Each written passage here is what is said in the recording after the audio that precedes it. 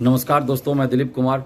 दोस्तों, बीएसएससी प्रथम इंटर स्तरीय बहाली में 1778 अभ्यर्थियों के साथ न्याय करने, इनमें से जिनको फिजिकल का मौका नहीं दिया गया है उनको फिजिकल का मौका दिए जाने, वेटिंग लिस्ट जारी करने, यानी कि सभी सीटों पे बहाली पूरी करने की मांग को लेकर 27 जुलाई को एक बार फिर से बीएसएससी ऑफिस में आंदोलन होने जा रहा है। और आप तमाम बीएसएससी अभ्यर्थियों से अपील है कि आप सभी 27 जुलाई को सुबह 11 बजे बीएसएससी ऑफिस पहुंचिए और अपने हक और अधिकार के लिए आवाज़ बुलंद कीजिए। बीएसएससी में 13,120 पदों पे बहाली प्रथम इंटर स्तरीय बहाली के अंतर्गत आई थी, लेकिन 11,329 पदों पे ही मेरिट लिस्ट जारी किया गया। लगभग 200 सीट अभी ही खाली है। और जब बहुत सारे लोग अभी भी ज्वाइन नहीं कर रहे हैं, क्योंकि इन 8 सालों में बीपीएससी की वैकेंसी आई, दरोगा की 3 वैकेंसी आई, सेंट्रल सरकार की वैकेंसीज आई, अन्य राज्यों में वैकेंसीज आई, तो बहुत सारे लोग वहाँ ज्वाइन कर लिए, तो यहाँ ज्वाइन नहीं करने जा रहे। तो ऐसी परिस्थिति में 2000 के लगभग और सीट खाली रह जाएगा।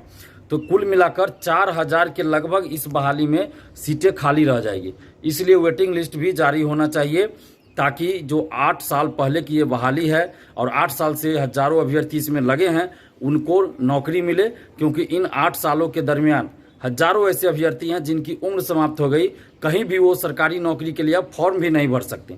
और दूसरी तरफ इस बहाली में सीटें खाली रह जाए तो ये बहुत बड़ा अनर्थ होगा, अत्याचार होगा और इन लोगों के साथ अन्याय होगा। इसलिए बीएसएससी को चाहिए कि मानवता दिखाते हुए 13,120 पदों पे बहाली पूरी करे। जब दरोगा सिपाही बहाली की वैकेंसी आती है या बीपीएससी की वैकेंसी आती है, तो जितने पदों पे वैकेंसी आती है उतने पदों के लिए मेरिट लिस्ट जारी किया जाता है। लेकिन बीएसएससी ने 2000 कम पदों पे मेरिट लिस्ट जारी किया है। तो सबसे पहले तो बीएसएससी जितना सीटों पे वैकेंसी आई थी उतने सीटों पे मेरिट लिस्ट जारी करना चाहिए था। तो अभी जो 1778 अभ्यर्थियों को इन्हें बाहर कर दिया है, तो उनके साथ सबसे पहले न्याय करे और इनको मेरिट लिस्ट के अंदर करे, और उसके बाद वेटिंग लिस्ट जारी करे, और अगर जरूरत पड़ती है तो काउंसलिंग के लिए सेकेंड लिस्ट भी जारी करे, ताकि 13,120 पदों पे बहाली पूरी हो। क्योंकि जो 53,000 स्टूडेंट्स मेंस पास करके यहाँ तक पहुँचे थे, तो उन्हीं में से आपको 13,120 पदों पे बहाली पूरी करनी है। ऐसा नहीं है कि कहीं बाहर से लेके आना है। तो ये जो कहा जा रहा है कि योग्य अभ्यर्थी नहीं मिले, तो ये तर्क बीएसएससी का गलत है, क्योंकि योग्य अभ्यर्थियों को मौका ही नहीं दिया गया। जिनको मौका मिला तो वो लोग 3-4 जगह क्वालिफाई कर गए, तो कहीं एक ही जगह उनका कहीं किसी एक ही पद पे सिलेक्शन होगा। तो इस कारण सीटें खाली रह गई। जैसे फिजिकल के पोस्ट पे 40 सीटों पे बहाली हुई, 650 के लगभग सीटें ही खाली रह गई, क्योंकि फिजिकल के लिए उन लोगों को मौका ही नहीं मिला जिनकी प्राथमिकता फिजिकल पद के लिए थी।